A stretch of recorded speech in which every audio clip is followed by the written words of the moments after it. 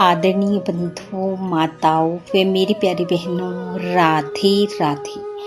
आप सभी का हमारे YouTube चैनल जीवन की धारा पर बहुत बहुत स्वागत है। बंधुओं, आज हम इस वीडियो में राम भक्त हनुमान, जो कि अष्ट सिद्धि व नवनिधि के दाता हैं, की कथा सुनेंगे, जिसे सुनने सुनाने से हनुमान जी की कृपा से बल, बुद्धि व आरोग्यता की प्राप्ति होती है, शारीरिक संकटों का नाश होता है। कथा सुनने के बाद यदि आप हमारे चैनल पर नए हैं तो कृपया हमारे चैनल को सब्सक्राइब करें, बेल आइकन को प्रेस करें ताकि हमारी वीडियो की नोटिफिकेशन सबसे पहले आप तक पहुंचे। वीडियो को शेयर व लाइक भी जरूर करें। कथा के अनुसार एक बार भगवान श्री राम ने ऋषि अगस्त्य जी से पूछा, हे ऋषिवर, निसंदेह बाली और रावण दोनों ही अत्यधिक शक्तिशाली थे, परंतु मेरा विचार है कि हनुमान उन दोनों से अधिक बलवान हैं। हनुमान में शूरवीरता, बल, धैर्य, नीति आदि सभी सद्गुण उनसे अधिक हैं। यदि हनुमान मुझे ना मिलते तो क्या जानकी का पता लग सकता था। राम जी कहने लगे, हे ऋषिवर, मेरी समझ में ये नहीं आया कि जब बाली और सुग्रीव में झगड़ा हुआ तो हनुमान ने अपने मित्र सुग्रीव की सहायता करके बाली को क्यों नहीं मारा।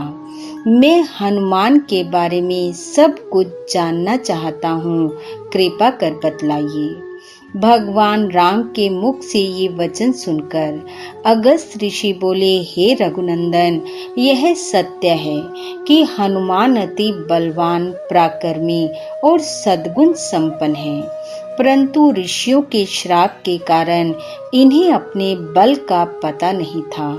मैं इस विषय में आपको सब कुछ बताता हूँ, सुनो। हनुमान के पिता केसरी समेरु पर्वत पर राज्य करते थे। हनुमान की माता का नाम अंजना था। एक दिन माता अंजना हनुमान को आश्रम पर छोड़कर फल लाने के लिए वन में चली गई। माता के जाने के बाद शिशु हनुमान को भूख लगी तो वे आकाश में उपस्थित उगते हुए सूर्य को फल समझकर उसे पकड़ने के लिए आकाश में उड़ने लगे। उनकी सहायता के लिए पवन भी बहुत तेजी से चला। उधर सूर्य देव ने भी हनुमान को अबोध बालक समझकर अपने तेज से जलने नहीं दिया। जिस समय हनुमान सूर्य देव को पकड़ने वाले थे, उसी समय राहु भी सूर्य को ग्रहण लगाने जा रहा था।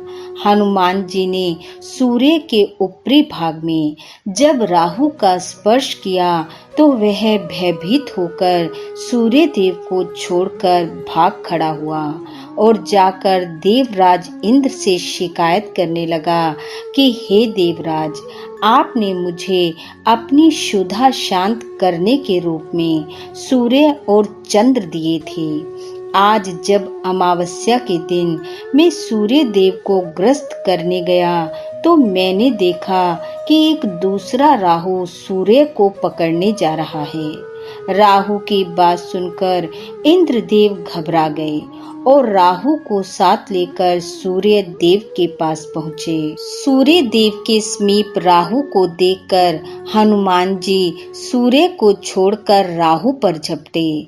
राहु ने अपनी रक्षा के लिए इंद्रदेव को पुकारा तो उन्होंने हनुमान जी के ऊपर वज्र से प्रहार कर दिया, जिससे हनुमान जी एक पर्वत पर जा गिरे और उनकी बाईं ठुड्डी टूट गई और वे बेसुध हो गए। हनुमान जी की यह दशा देखकर वायुदेव को क्रोध आ गया और उन्होंने उसी क्षण अपनी गति रोक दी। वायुदेव के ऐसा करते ही चारों तरफ हाहाकार मच गई। कोई भी प्राणी सांस न ले सका और सब पीड़ा से तड़पने लगे। संसार की ऐसी हालत देखकर सभी सुर असुर यक्ष किन्नर आदि ब्रह्मा जी के शरण में गए। ब्रह्मा जी उन सब को लेकर वायुदेव के पास पहुँचे। उस समय वायुदेव बेसुध हनुमान को गोद में लिए उदास बैठे थे। जब ब्रह्मा जी ने हनुमान को पुनः जीवित किया तो वायुदेव ने अपनी गति का संचार करके पूरी सृष्टि को जीवन दान दिया। तब सूर्य देव ने प्रसन्न होकर हनुमान जी को अपने तेज का 100वां भाग दिया। वरुण, यम, कुबेर, विश्वकर्मा आदि ने उन्हें अजय, पराक्रमी, अवध्य होने, नाना रूप धारण करने की क्षमता आदि के वर दिए। इस प्रकार नाना प्रकार की शक्तियों से संपन्न हो जाने के कारण बाल रूप हनुमान जी ऋषि मुनियों के साथ शरारत करने लगे। किसी के बलकल फाड़ देते, किसी की कोई वस्तु नष्ट कर देते। हनुमान जी के ऐसे उत्पात देखकर क्रोधित होते हुए ऋषियों ने उन्हें श्राप दिया कि वे अपने बल और शक्ति को भूल जाएंगे और किसी के याद दिलाने पर ही उन्हें इसका पुनः ज्ञान होगा। हे रघुनंदन, तब से उन्हें अपने बल और शक्ति का स्मरण नहीं रहा।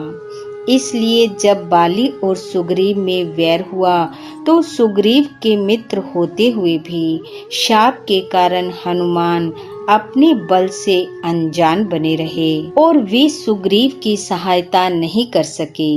जब जामवंत जी द्वारा हनुमान जी को उनकी शक्ति का पुनः स्मरण करवाया गया तो वे समुद्र लांघकर जानकी जी की सुध लाकर आपकी शरण में वापिस आए। इस प्रकार हनुमान जी के जीवन की यह हैरान कर देने वाली कथा सुनाकर ऋषि अगस्त्य अन्य ऋषियों के साथ अयोध्या से विदा होकर अपने आश्रम की ओर चले गए। बोलो सियापति रामचंद्र जी की जय। बोलो पवन सुत हनुमान की जय। बंधु भगवान श्री राम व पवन पुत्र हनुमान जी की कृपा आप व आपके परिवार पर सदैव बनी रहे। आपका घर आंगन खुशियों से महकता रहे। इन्हीं शुभकामनाओं के साथ आप सबका बहुत बहुत धन्यवाद। राधे राधे।